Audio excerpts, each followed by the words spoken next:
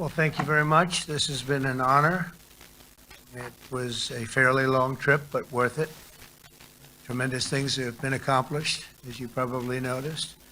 Listened to a lot of wonderful speeches from the heads of a lot of wonderful countries. But I want to thank you for joining us at the conclusion of a highly productive NATO summit in the Netherlands. I want to thank them for the royal treatment they've given us. Couldn't have been nicer. And it's a beautiful country, really a beautiful country. Coming in, I saw the most beautiful trees. In fact, I want to bring some back with me. I want to also thank, I had breakfast this morning with the King and Queen, and they're incredible people. I said, you're central casting, beautiful people, great people, big, beautiful heart. And I enjoyed that. And also NATO Secretary General Mark Rutte, who's been terrific. He's been a friend of mine, used to be right here running this wonderful country. Now he's the NATO Secretary General. He's doing a fantastic job. And the Prime Minister, we appreciate everything you've done. And as you know, last weekend, the United States successfully carried out a massive precision strike on Iran's nuclear enrichment facilities, and it was very, very successful. It was called obliteration. No other military on earth could have done it, and now this incredible exercise of American strength has paved the way for peace with the historic ceasefire agreement late Monday, and we call it the 12-day war. Spoke to a few people. I guess that just sounded like the right name. It was a 12-day war. And we think it's over. I don't think they're going to be going back at each other. I don't think so. Not only have we dealt decisively with the critical threat of Iran's nuclear program, which was what I wanted. I said, Iran cannot have a nuclear weapon. I've said that for 15 years, long before I decided to do the political thing. But we've also reasserted the credibility of American deterrence, which is like no other. The people at NATO said there's never been anything. You know, I rebuilt the entire military during my first term. And we have a great military. We have great generals. Got to know the good ones and the bad ones. We kept the good ones. Over the past 2 days, I was honored to participate in the NATO leaders meeting and also had extremely good individual discussions with the King and the Queen, Secretary General Rutte, and the Prime Minister. Great discussions. Very knowledgeable people. Major focus of our conversations at the summit was the need for other NATO members to take up the burden of the defense of Europe, and that included the financial burden. As you know, it was 2%, and we got it up to 5%. And they said, a couple of them came up to me. One in particular said, sir, we've been trying to get it up to 3% for 20 years, and we haven't been able, and you got it up to 5%. So they're going to be, most of them, I guess almost all of them, are going to be contributing now, 5%, a number that people are surprised at, but you need it today. The United States accounts for 2/3 of all NATO defense spending, and since I began pushing for additional commitments in 2017, believe it or not, our allies have increased spending by $700 billion. I said to people, you don't have any money, and a lot of them weren't paying. And so I started the process, and I picked it up as soon as I got back, which is 6 months ago. And following my election last November, almost all have accelerated plans to reach the 2%, 3%, 4%, and then ultimately, very quickly, 5%. And all of this is going to be done very quickly, almost immediately. You probably know this as well as I do. I'm sure they've been talking about it. It's really been a big focus. In a very historic milestone this week, the NATO allies committed to dramatically increase their defense spending to that 5% of GDP, something that no one really thought possible. And they said, you did it, sir, you did it. Well, I don't know if I did it, but I think I did. This will be known as the Hague Defense Commitment, which is pretty good, pretty appropriate. When the allies reach this number, it will add more than $1 trillion a year.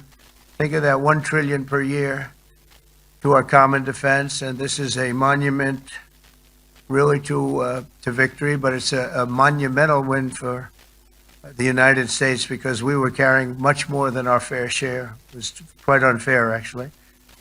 But this is a big win for Europe and for actually Western civilization. For years, past administrations failed to get most allies to contribute even the 2%. I remember when I came here, we had 4 countries that were up to 2%, and I remember Poland was there. A couple of them were there, and but most of them were. We had 28 at the time, as you know. It's increased a little bit, and they've agreed now to more than double their budgets in all cases.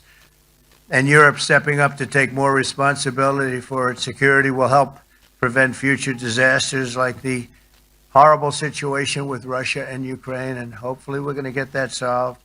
Last week they lost 7,000 soldiers, mostly soldiers, but they're also getting hit in Kiev. They're getting hit in some of the towns also. And that means life.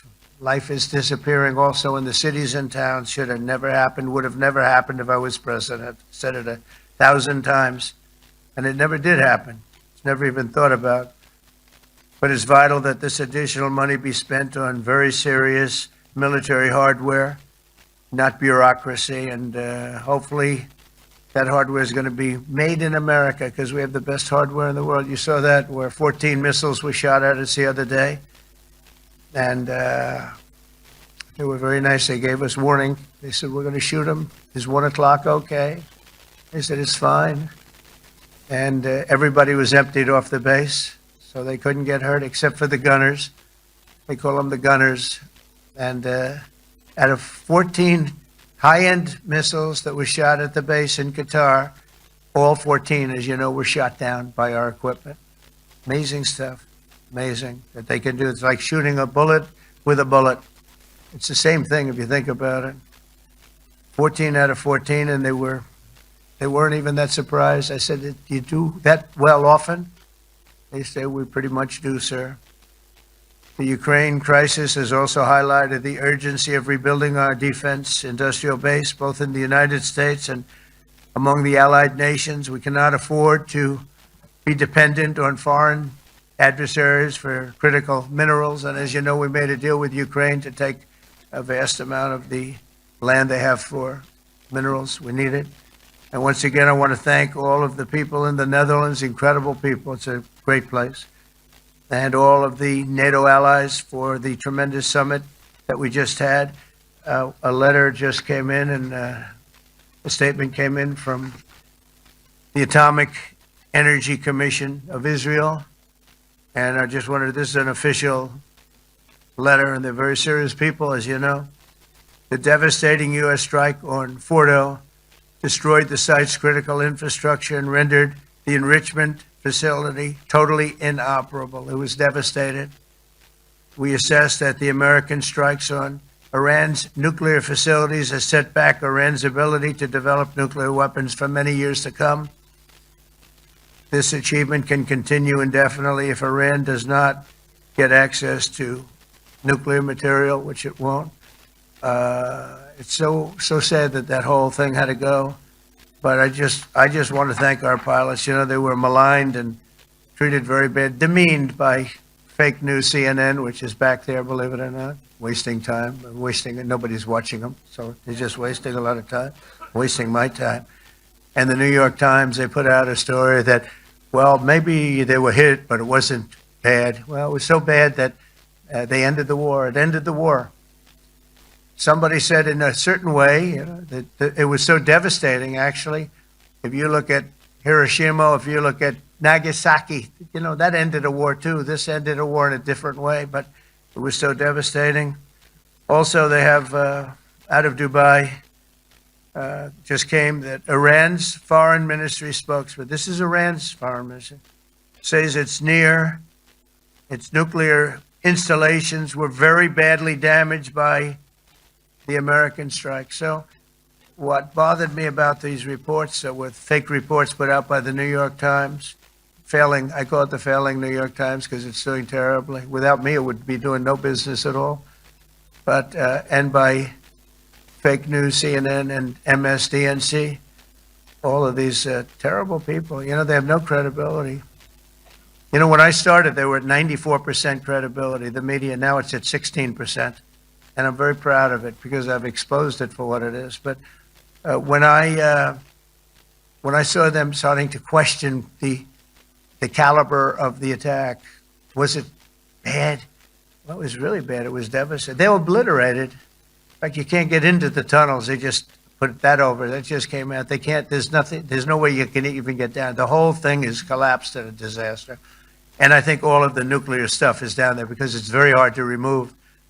And we did it very quickly. When they heard we were coming, it was, you know, you can't move it. Very hard, very dangerous, actually, to move to. And they also knew we were coming, so I don't think too many people want to be down there knowing we're coming. With the bunker busters, as we call them, we're the only ones that have them. We have the best equipment, best nuclear equipment, and we have the best equipment in the world. And by the way, we can't forget our submarine, which was out there, submarines actually, but submarine was out there. We shot 30 rockets into an area, every single one of them. I think it was almost 400 miles away, I think, Pete, right? 400 and long. It was in the ocean, long ways away. And we shot a total of 30. Every single one of them hit within 9 inches from where it was supposed to be. It took out a lot because we didn't do just 4, though. We did 2 others in addition, which hadn't been completely destroyed. So we hit them with a submarine from hundreds of miles away. Amazing, just amazing equipment. Greatest submarines in the world. Nobody's even close. They're 20 years behind us when it comes to submarine technology. So that's one, and the other was from the Atomic Energy Commission, and they have about 3 or 4 of them now coming in from atomic energy commissions from various places. But the one that we have that just came out, we released it a little while ago, was from the Israeli Atomic Energy Commission, but numerous of them are getting to see the site, and the site has been demolished. And again, we had these brave patriots, these incredible flyers, these people that can fly a plane better than anybody can fly a plane, going into very hostile territory, flying into the territory that has got more missiles and things pointed at it. But it was very stealth. They didn't get to see it. It was dark. That's the amazing thing about the shots. They hit the shots perfectly, and yet it was dead dark. There was no moon. There was no light. It was virtually moonless. It was very dark, and the shots were hit perfectly. But when they get demeaned, and they were very upset about it because they knew how strong it would be. Back in Missouri, the pilots flew about 36 hours, 2 ways, far distance, and in those incredible B-2s. And we then had the F-22s, and we had the F-35s, and we had other planes, and we had, I think, a total of 52 tankers. That means the big tankers, because the refueling was a lot for all of the different planes that we sent. Incredible operation, and I have to say, General Raisin Kane was incredible. That's why he beat ISIS, and we beat ISIS in a matter of weeks. I was told it would take 4 to 5 years. We did it in a few weeks. And he was great. That's why he's the head of the Joint Chiefs of Staff right now, because I had a very good experience with him. He knocked out ISIS in a period of literally a few weeks. Amazing. And it was supposed to take a few years, 5 years to be exact. So we had a great victory there, and we then came here, and I think we had a great victory here. But this is an ongoing project. This is the safety of Europe, the safety of the world. And they've raised it from 2% to 5%, something which nobody, and you're talking about over $1 trillion a year. So we're talking about a lot of money from coming in from countries that we're not paying nearly enough to be effective. So I have, as you know, Marco Rubio with me, and Pete Hegseth, Secretary of State and Secretary of War. Should we say Secretary? You know, it used to be called Secretary of War. Maybe for a couple of weeks we'll call it that, because we feel like warriors. Used to be called Secretary of War. In fact, if you look at the old building next to the White House, you can see where it used to be Secretary of War. Then we became politically correct, and they called it Secretary of Defense. I don't know, maybe we'll have to start thinking about changing it, but we feel that way. Do we have any questions, please? Wow. That's a lot of questions. Who's a nice person? Oh, you're not a nice person, but I'll let you ask one. Go ahead. What's he going to ask? He is not nice at all. I know him well. Thank you, Mr. President. Yeah. Thank you for taking the time before flying home. You just said you believe the conflict between Israel and Iran is over. What makes you so confident it is? And what do you do if it isn't? Because I dealt with both, and they're both tired, exhausted. They fought very, very hard and very viciously, very violently, and they were both satisfied to go home and get out.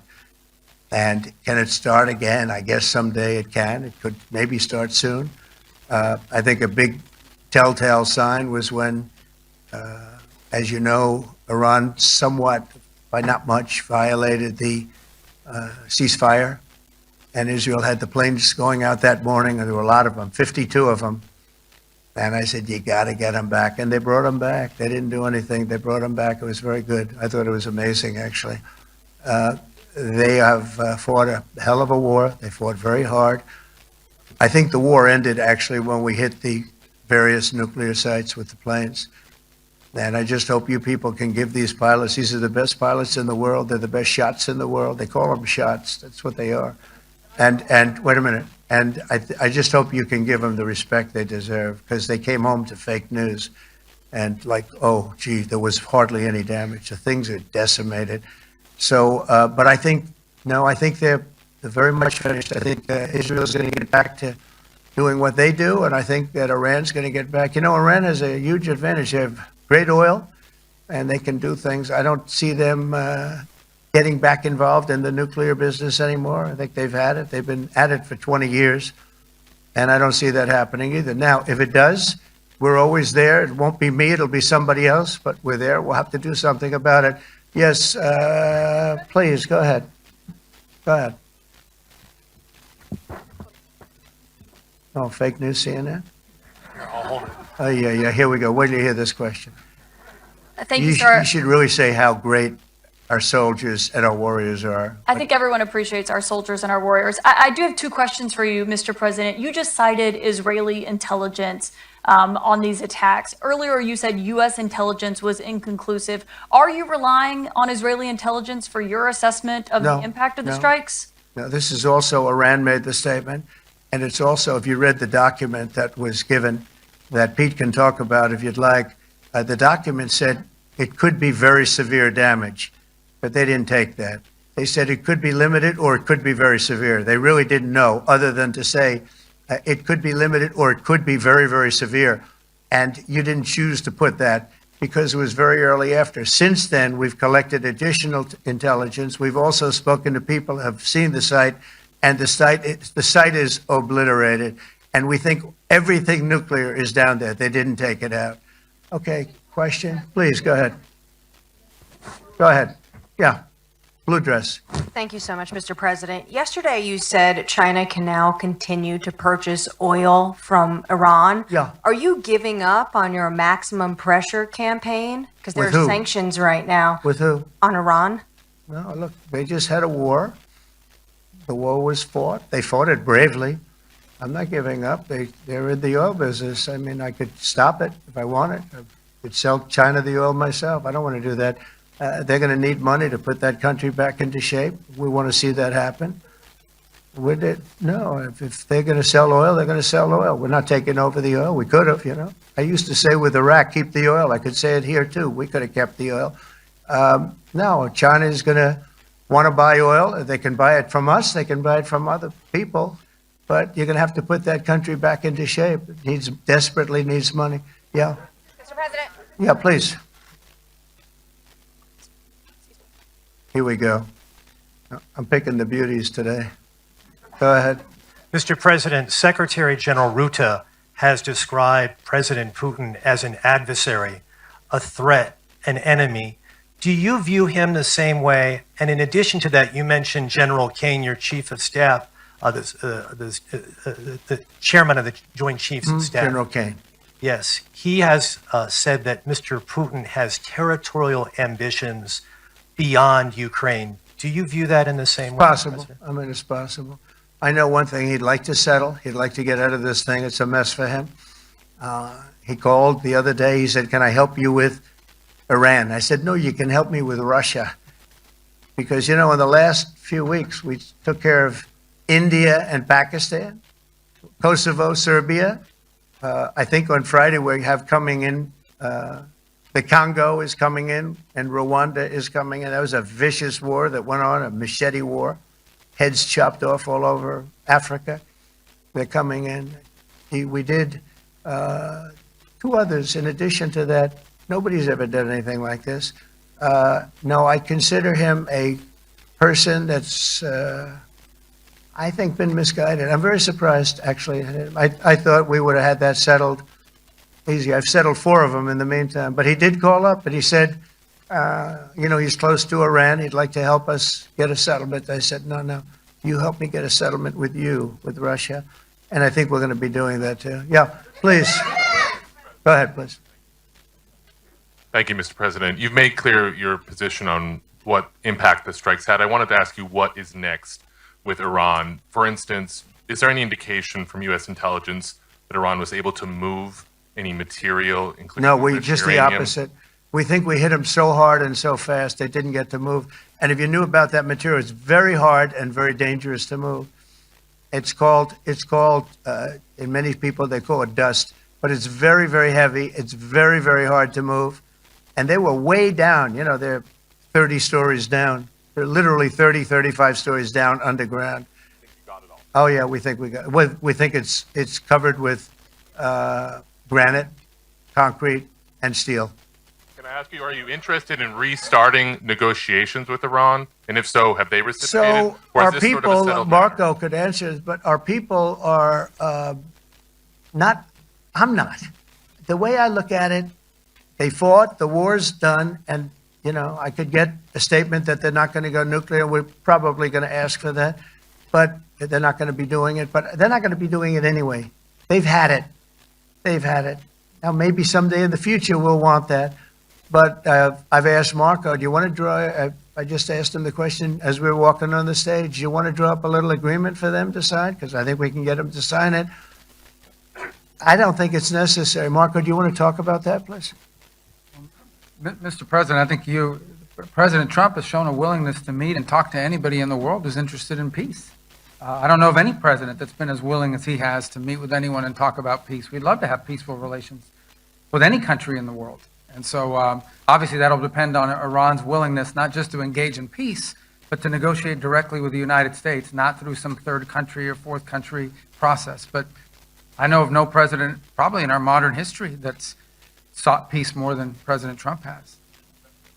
Sounds like the door is open, but you're in no rush. Is that right? Sounds like the door is open, but I'll tell you what, look, we're going to talk to them next week with Iran.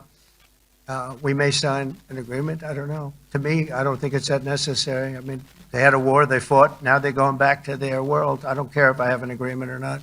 The only thing we'd be asking for is what we were asking for before about we want no nuclear, but we destroyed the nuclear.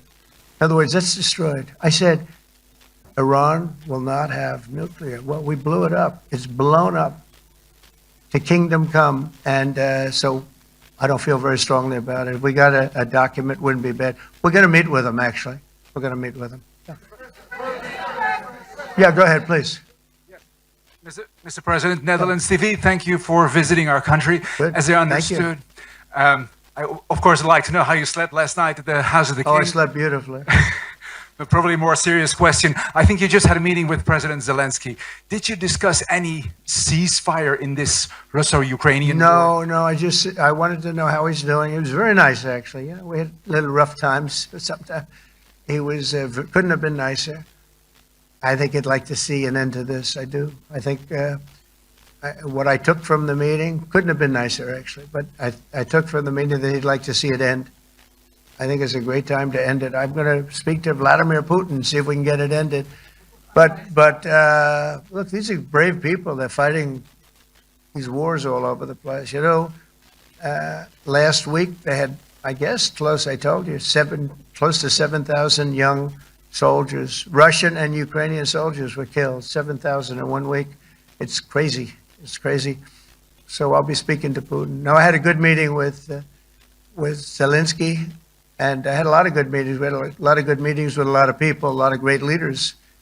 But he's fighting a brave battle. It's a tough battle. Yeah. Go ahead, white dress. Thank you. Ida Hallikainen from Finland, Ilta-Sanomat. Good. You have played golf with President Alexander Stubb. How do you see Finland as a NATO ally and partner, and how would you describe your relationship with our president? Well, he's a very good golfer. Okay. In fact, he was on his college golf team. He went to a good college in the South, as you know, a very good college, and he was a good golfer. We had a good time.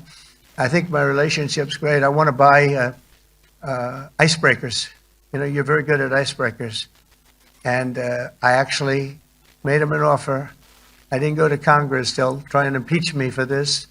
But there's an old, it's not old, it's fairly new, but it's used icebreaker. And I offered him about 1/3 of what he asked for.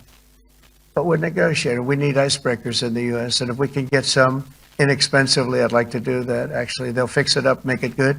Also, we may buy some icebreakers. You know, you're the king of icebreakers, that particular country. They make them good. They make them really good, and they know what they're doing.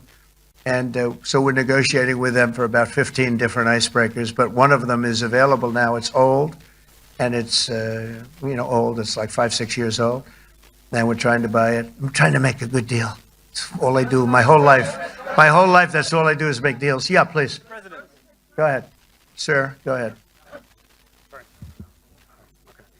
Yeah, a question for NewsHour, Dutch TV. First of all, on Article 5, on your way here, you spoke about the commitment of the U.S. to Article 5, saying, I'll give you my definition once we're here. What is your definition, and may the U.S. commitment to Article 5 change in case some of the NATO members do not reach the threshold that was discussed today? My second question is following up on a colleague on Iran. What intel reports do say that everything over there was obliterated? Yeah, well, there are numerous of those reports, and they're coming out fast and furious. But the most respected ones we've already seen. And I will say that on a very confidential basis, they're looking at the reports, like numerous reports, and including people going to the site and checking the site.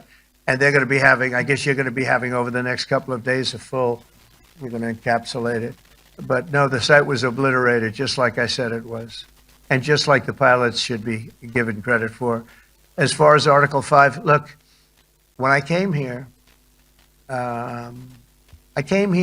because it was something I'm supposed to be doing, but I left here a little bit differently. I said, I watched the heads of these countries get up, and the love and the passion that they showed for their country was unbelievable. I've never seen quite anything like it. They want to protect their country, and they need the United States. And without the United States, it's not going to be the same. And you can ask Mark, or you can ask any of the people that were there. It was really moving to see it. They love their country. They were so respectful of me because I'm the head of the United States. And I made, the King of Saudi Arabia, when I was in the Middle East. So I was in Qatar for a different reason, not a reason to get shot at.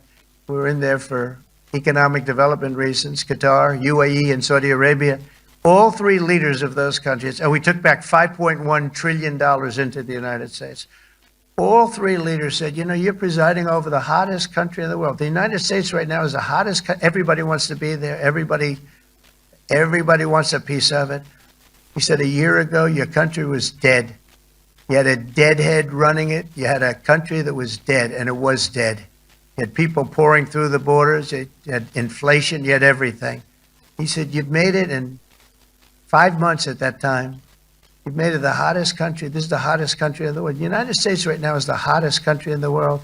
And when I was around that table, it was a nice group of people, many of whom I knew from previous. When I saw the passion they had for the country, almost everyone, and you probably have the tapes, it was very public, but almost every one of them said, thank God for the United States. Without the United States, they couldn't really have NATO. It wouldn't work. It wouldn't work. It will in the future because now they're paying much more money, but it wouldn't work. It was great. And I left here differently. I left here saying that these people really love their countries. It's not a ripoff.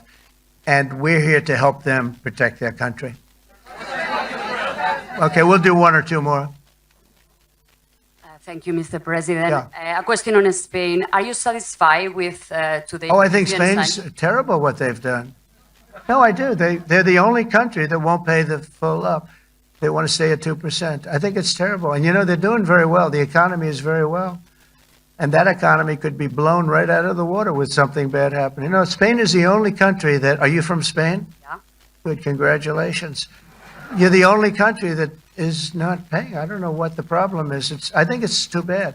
So we'll make it up. You know what we're going to do? We're negotiating with Spain on a trade deal. We're going to make them pay twice as much. And I'm actually serious about that. We're going to make Spain, I like Spain. I have so many people from Spain that it's a great place and they're great people. But Spain is the only country out of all of the countries that refuses to pay.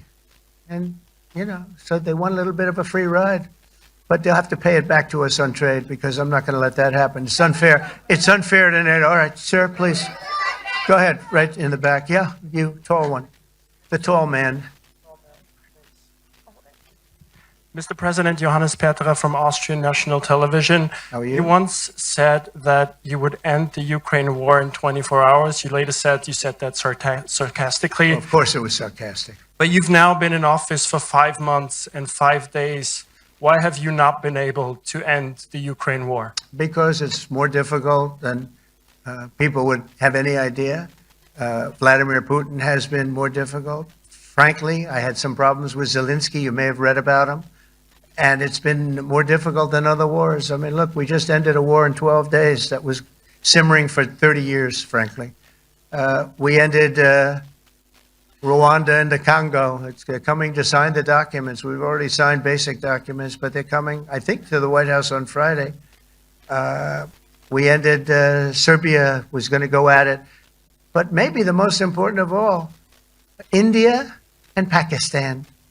And that wasn't whether or not they may someday have nukes like we're talking about in the Middle East, like we're talking about with Israel and Iran. This is they have nuclear weapons.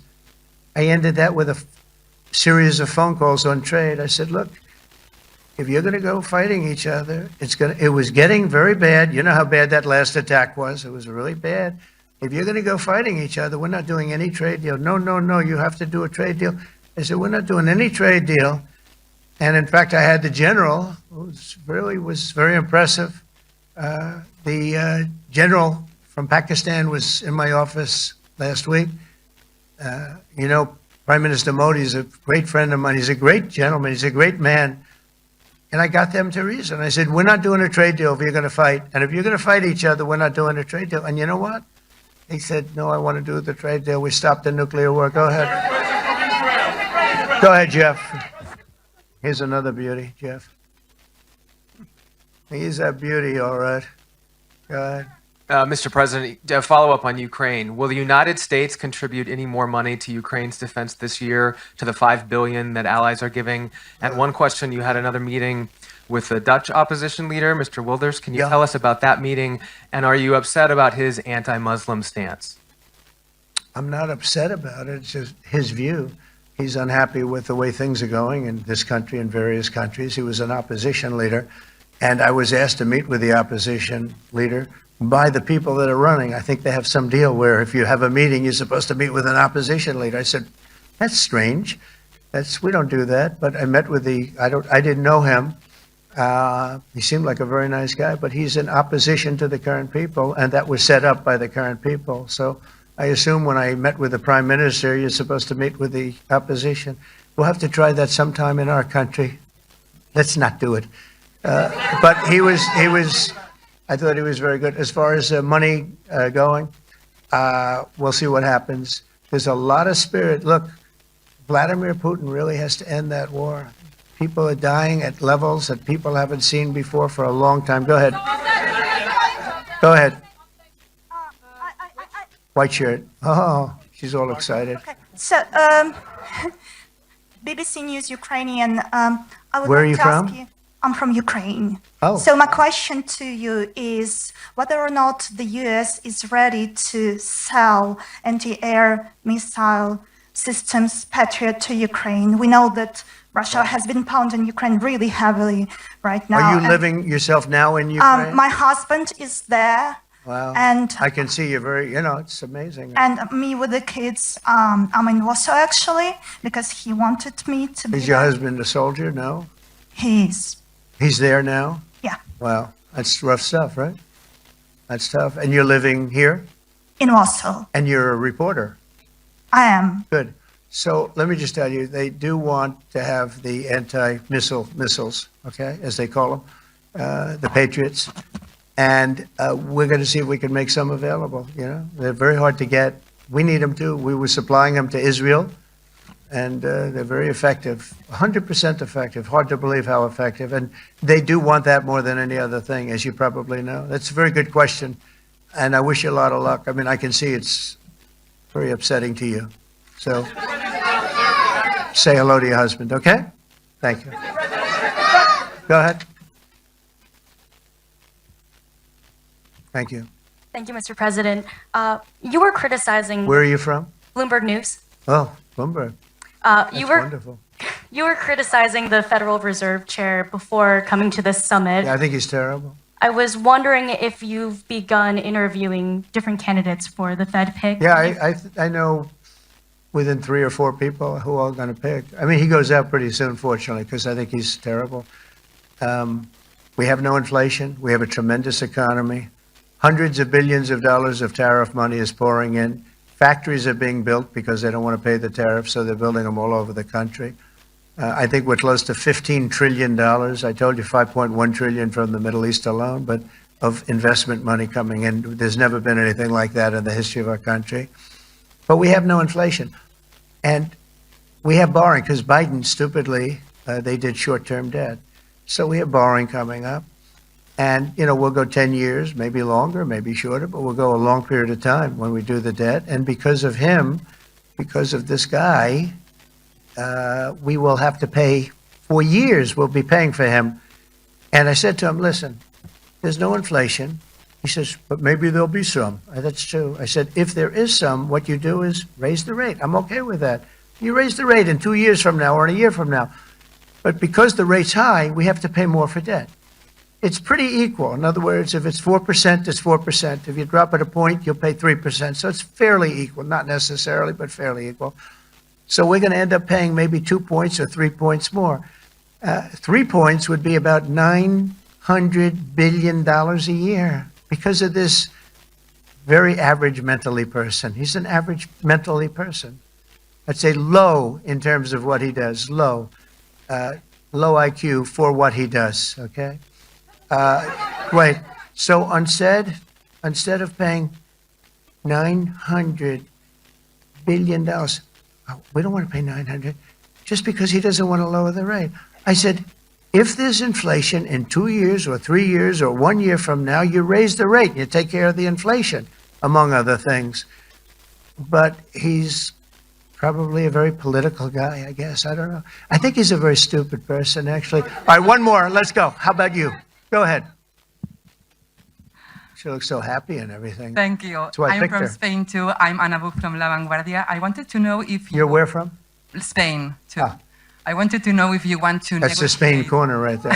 Shouldn't have said that. That's okay. I do like Spain, by the way. I think it's unfair that they're not paying, but go ahead. Are you going to negotiate directly with Spain about? I'm going to negotiate directly with Spain. I'm going to do it myself. They're going to pay. They'll pay more money this way.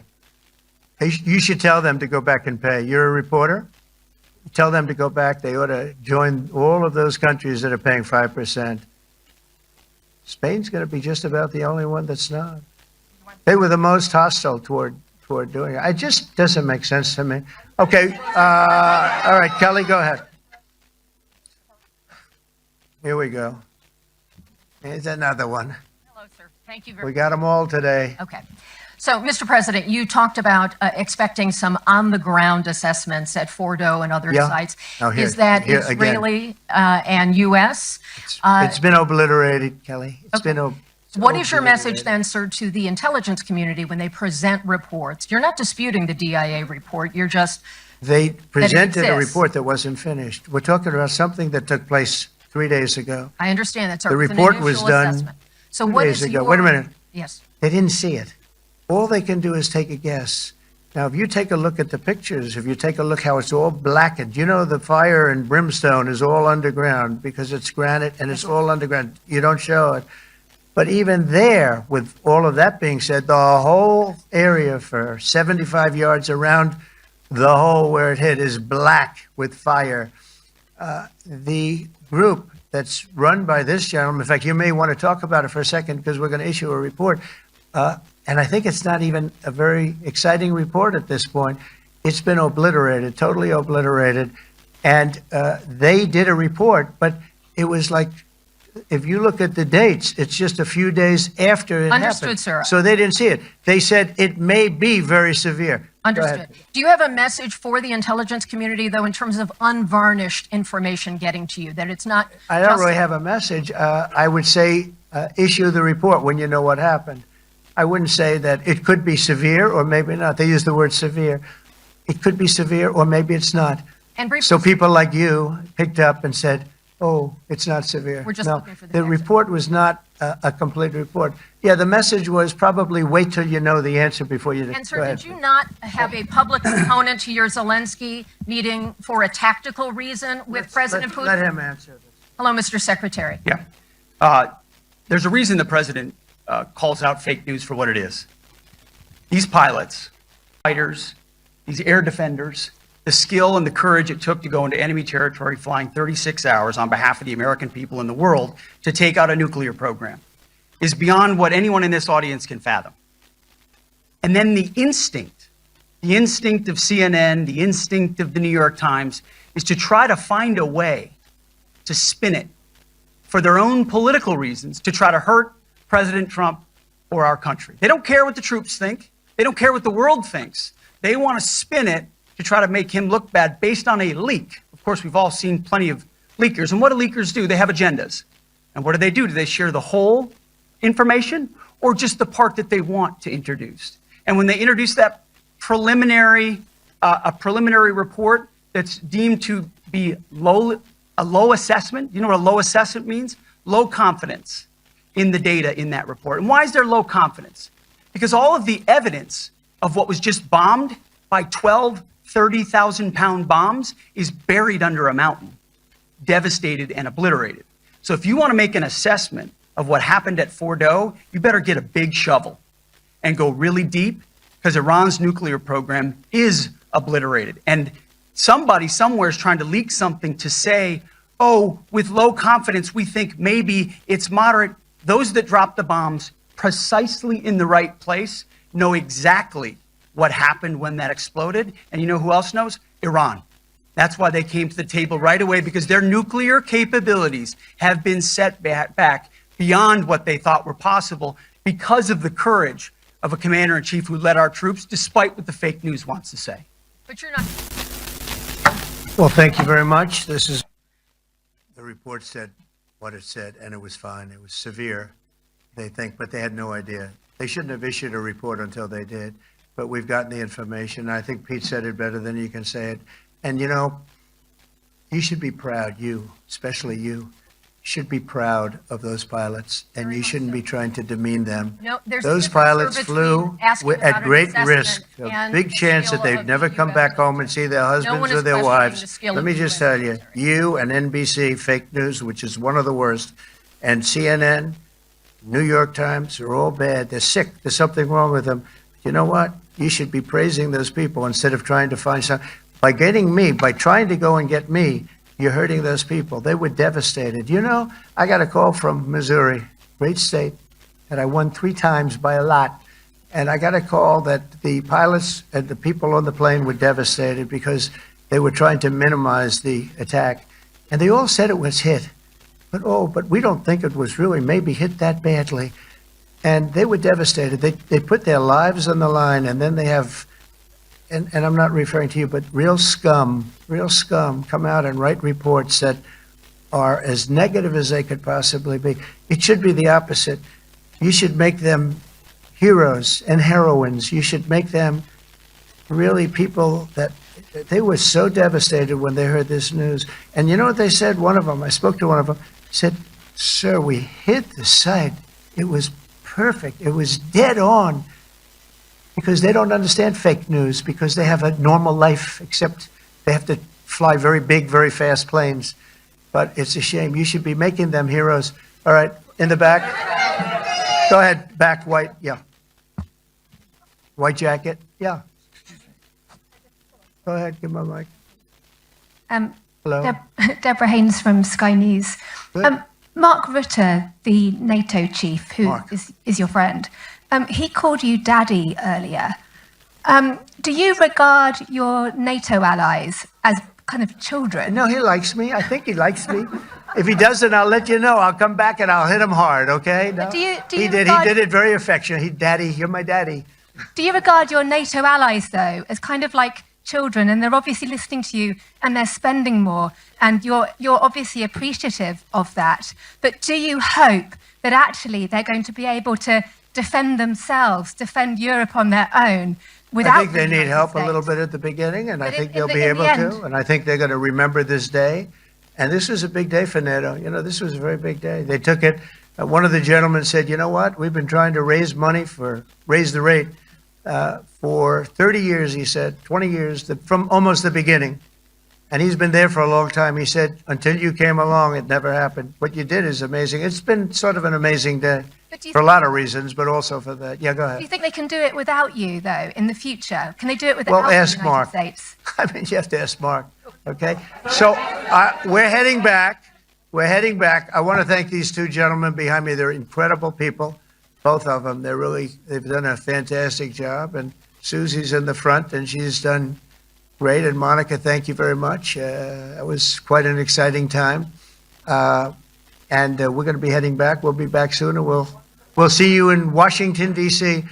Remember this, we have the hottest country anywhere in the world. Thank you very much, everybody. Thank you.